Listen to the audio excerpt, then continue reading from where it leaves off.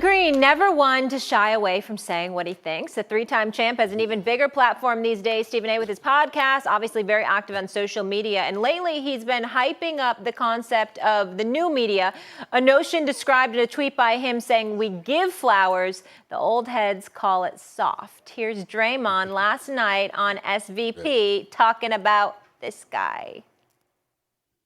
Go watch the Draymond Green show. I said Stephen A. sometimes act like the new media. Sometimes he doesn't.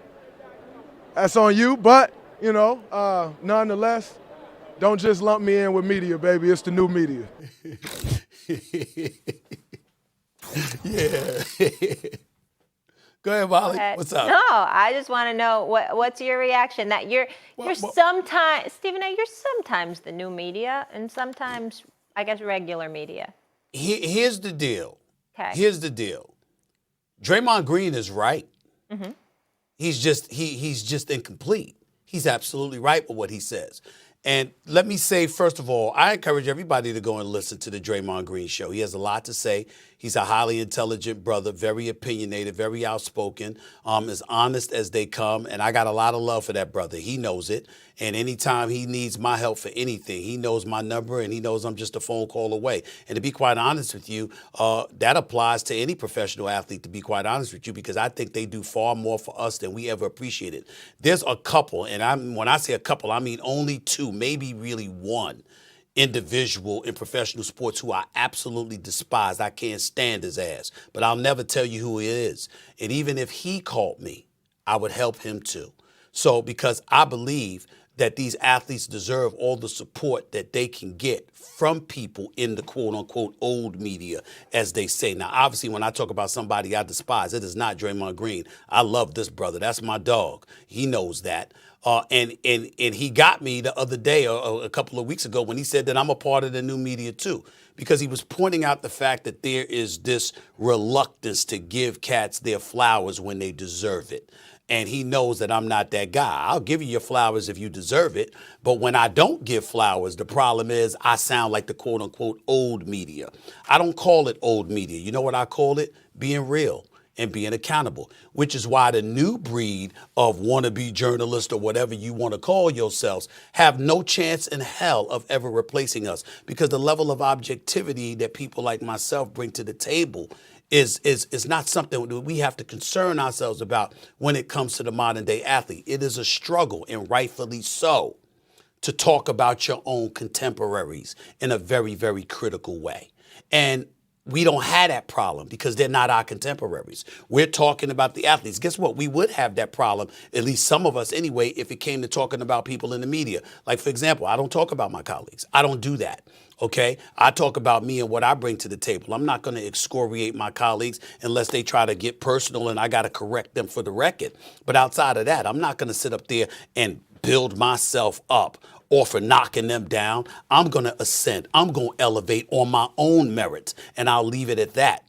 When you're an athlete, it is a challenge to do that. And more importantly, it's a challenge to take that and absorb that. I have no doubt that Draymond Green was not fond of my words about how he looked in games 3 and 4 of these NBA Finals series. Well, guess what?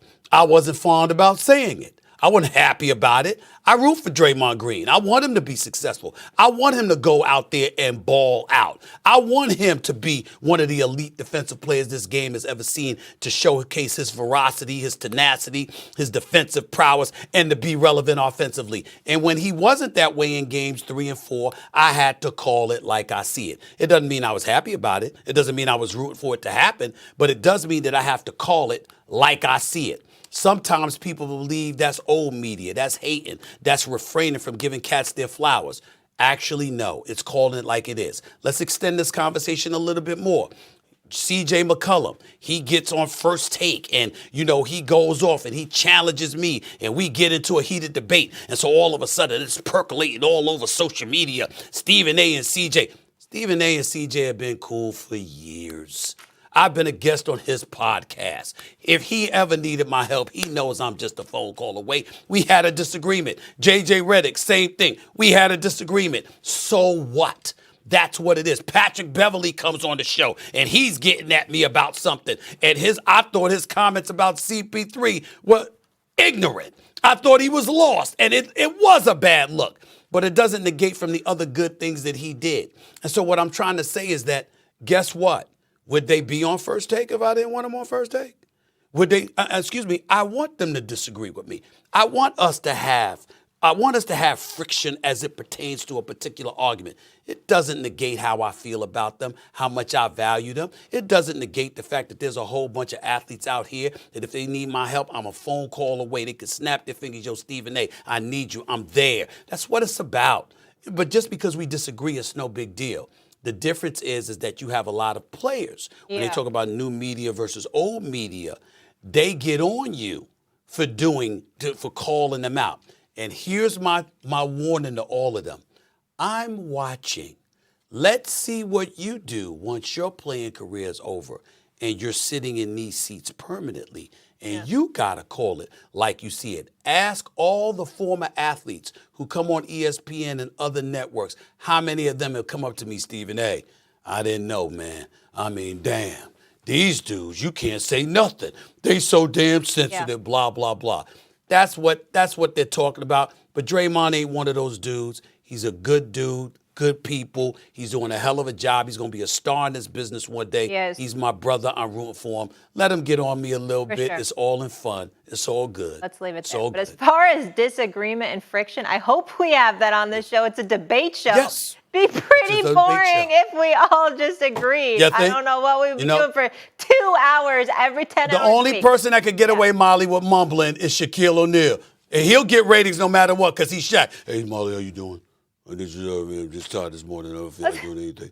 I mean, Draymond Green's got to play better. Steph Curry had a bad night, but it'll be okay. Okay.